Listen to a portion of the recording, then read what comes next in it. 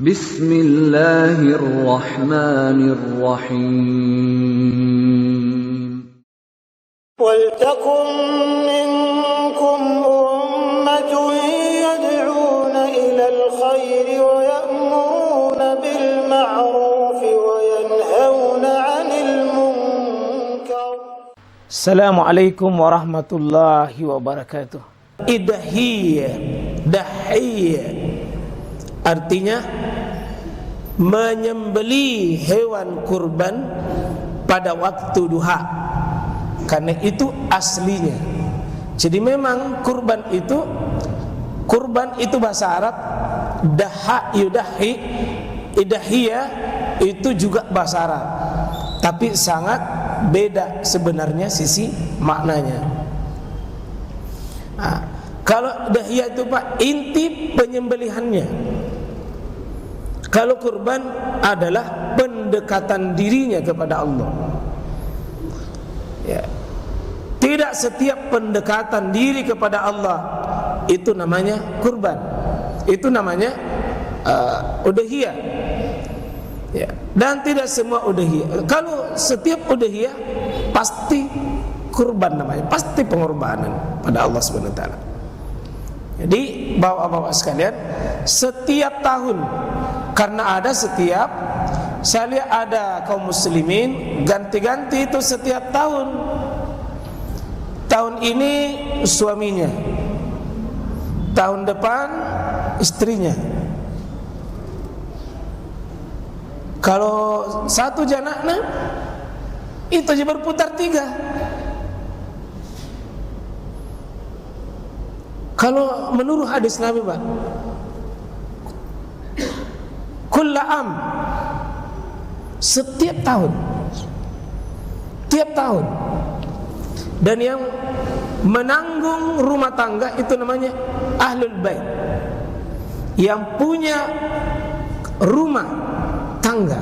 Siapa punya rumah tangga?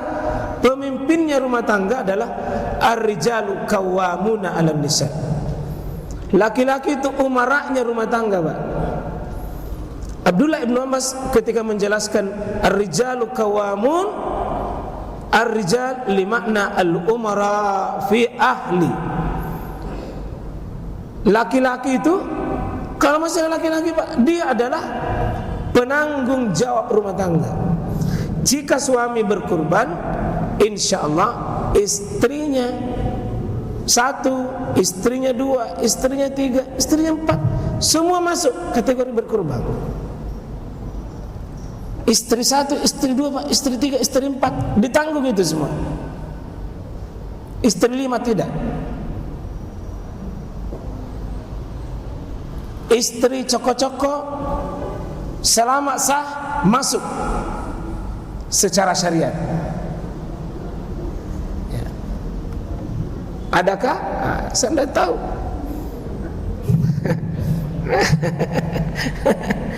Jadi mohon maaf Bapak sekalian, kita baca riwayat Nabi sallallahu alaihi wasallam.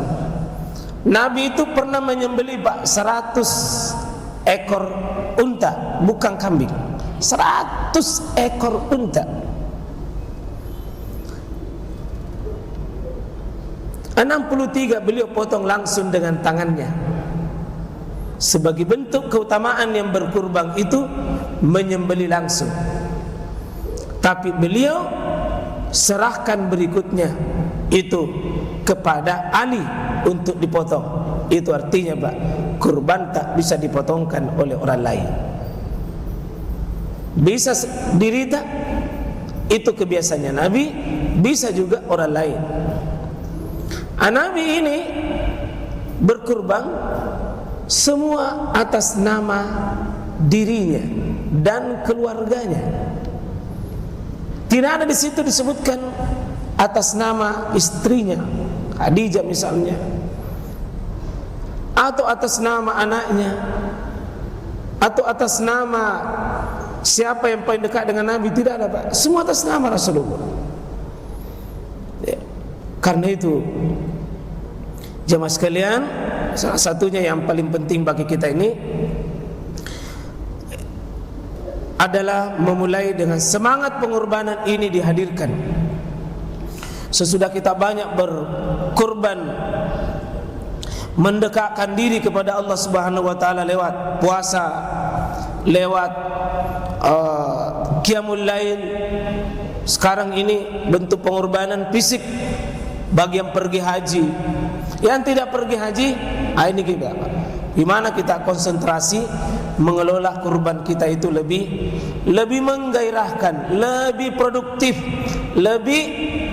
lebih mengenai dan menyelesaikan persoalan keumatan hari ini, baik secara ibadah mahdianya maupun secara unsur sosialnya, Pak. Apa kenangan keumatan yang bisa didapat dengan prosesi kurban? InsyaAllah, Pak, kita berusaha. Kalau di masa Nabi SAW memang hampir semua orang memiliki kemampuan itu, tidak ada yang terlewatkan. Sampai Nabi mengatakan, man wajada sa'ah, siapa memiliki kemampuan untuk berkurban, falam yudahi, kalau dia tidak mau berkurban, kata Nabi, fala yakrabanna musallana, maka tidak usah dia mendekatkan dirinya, tidak usah dia fala yakrabanna musallana, tidak usah dia pergi salat bersama dengan kami. Hadis Abu Hurairah yang dikeluarkan oleh Imam Ahmad dan Ibnu Majah, bahwa siapa yang memiliki kemampuan berkurban, memiliki kemampuan, Pak, lalu dia tidak mau berkurban, kata Nabi SAW, sekali tidak usah juga pergi dia salat. Kalau dia mampu kurban tapi dia tidak mau kurban, kata Nabi, sekali tidak usah dia salat. Karena kurban dengan salat ini, Pak, ujian, satu paket. Paketnya kata Allah, inna a'tainakal kautsar fasholli li rabbika wanhar. Sesungguhnya kami telah memberikan nikmat padamu yang banyak. Fasholli li rabbika wanhar, maka bukti atas nikmat itu satu, fasholli, ini berkorban lewat ibadah fisik. Salat itu, Pak, ibadah fisik. Wanhar, dan menyembelih leher, masuk di sini berkorban. Ya. Dan wanhar ini, Pak, dipakai untuk unta. Berarti memang aslinya itu adalah hewan yang paling terbaik. Menyembelih leher yang biasanya anhar ini adalah di dekatnya lehernya unta itu disebut anhar. Salat kurban, salat kurban, dua-duanya perintah dari Allah. Ini yang dipakai oleh Imam Abu Hanifah sebagai satu di antara 4 imam mazhab mewajibkan ini kurban. Beliau mewajibkan, Pak. Kalau Abu Hanifah itu memakai dalil ini, fasolli, maka salatlah kalian, wanhar, dan berkurbanlah kalian. Di situ dua-duanya perintah. Perintah salat diterima, perintah berkurban diterima.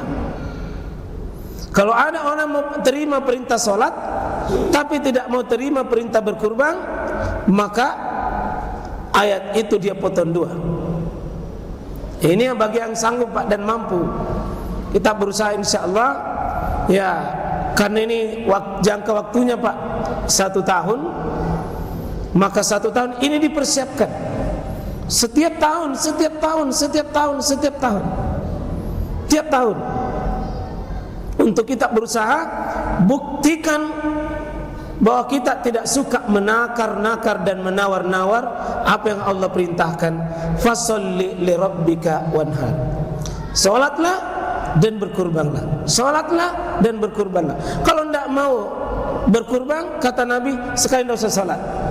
Ini yang juga dipakai oleh Syekhul Islam Ibnu Taimiyah dan sebagian ulama masuk dalam kategori ini. Abu Hanifah mewajibkan, karena di sini disapai pada prinsip salatlah dan berkurbanlah.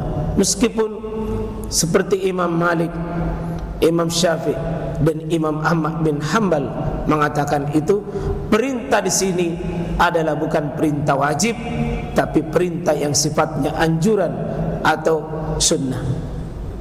Perintah di sini bukan perintah wajib. Tapi perintahnya betul diperintah, tapi perintah yang sifatnya anjuran.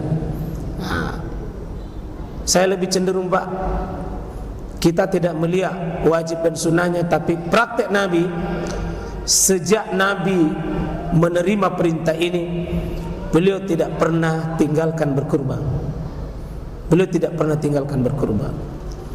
Tidak pernah beliau tinggalkan berkurban. Beliau terus berkurban sampai menembus 100 ekor unta.